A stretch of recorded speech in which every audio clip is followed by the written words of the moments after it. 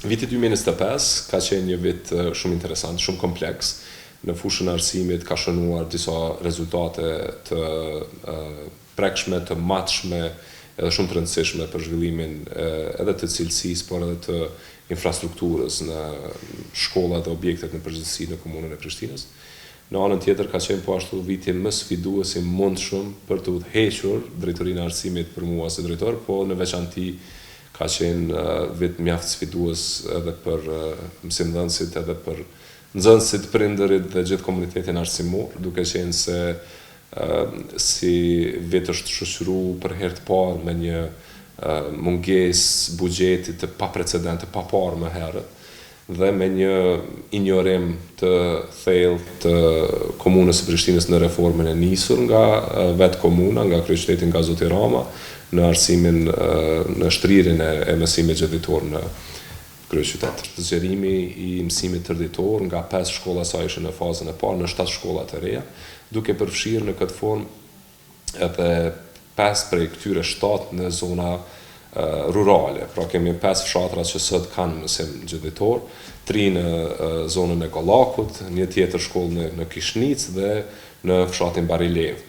Në total nga 3100 nxënës sa kanë qenë në mësim tërditor, sot kemi mbi 5100 nxënës në mësim tërditor. Si shtet duhet ulemi të rishikojmë urgjentisht se çka po shkon keq me arsimin. Është momenti i fundit që arsimi të trajtohet si një lloj urgjence kombëtare, urgjence në kuptimin e trajtimit të menjëhershëm të kësaj çështje edhe në aspektin e seriozitetit. Viti 2025 ka qenë një vit i suksesshëm për neve. Kemi arritë të përmbyllim të gjitha projekte që kemi planifikuar të realizojmë dhe sot kur po shënojmë fundin e vitit, ne evidentojmë plot arritura, realizim të projekteve, sikur që edhe suksese të veçanta të nxënësve tonë. Jeta në sistemin arsimor në shkolla është shumë dinamike, edhe neve kemi arritur të dalim ballë, të realizojmë sukses edhe të përmbushim gjitha kërkesat e shkollave dhe të fëmijëve për suksese më të larta. Buxheti për drejtorinë e arsimit, bazuar në planifikimet e vitit kalendarik, ka qenë për vitin 2025 ka qenë 1.200.000 euro. Buxheti për vitin 2026 do të jetë 1.100.000 euro. Realizimi i planit strategjik për organizimin tërditor në shkollat e komunës së Kamenicës. Kemi bërë gjitha përgatitjet përveç me siguru ushqimin e shëndetshëm për të gjithë nxënësit. Për disa kemi arritë të sigurojmë për gjithë fëmijët në edukimin e ershëm në Qerdhe, po punojmë realizimin edhe të ushqimit, sigurimin edhe të ushqimit të shëndetshëm për të gjithë fëmijët në shkollat e mesme të ulta dhe fillore. Kjo është projekti më i madh që do të na marrë kohë më të madhe për kushtimin e veçantë të realizojmë. Rishikimi i teksteve ka filluar dhe besoj që ka më vazhdu. Është kompetencë e ministrisë,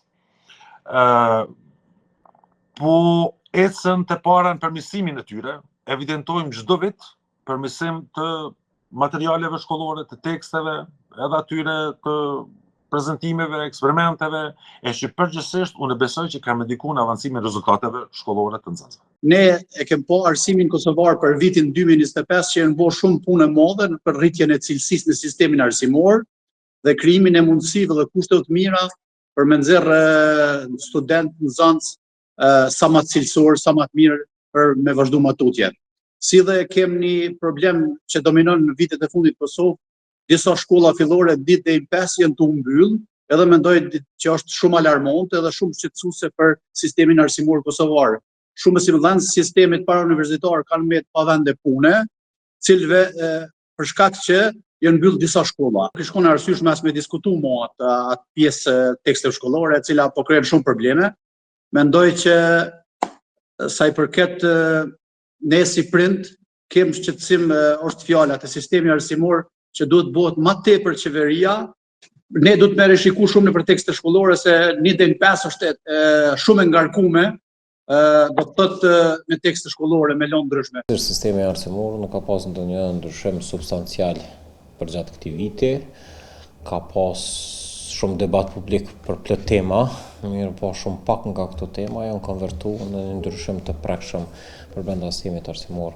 Neve vazhdojmë të ballafaqohemi me problemet e ngjashme, ato të teksteve shkollore, të mungesës së llogaridhënies brenda institucioneve arsimore, të rekrutimeve jo meritokratike të mësimdhënësve, të dështimit në digitalizim. Të gjitha këto të përmbledhura na rikthehen dhe bartën tutje si probleme nga viti në vit. PISA na tregon sa shumë nxënësit tanë mungojnë në shkasi të vërteta për jetë, që ata do të mund të ktheheshin si në përfitim për ta, për gjenerim të vendit të punës, për një karrierë më të mirëfillt.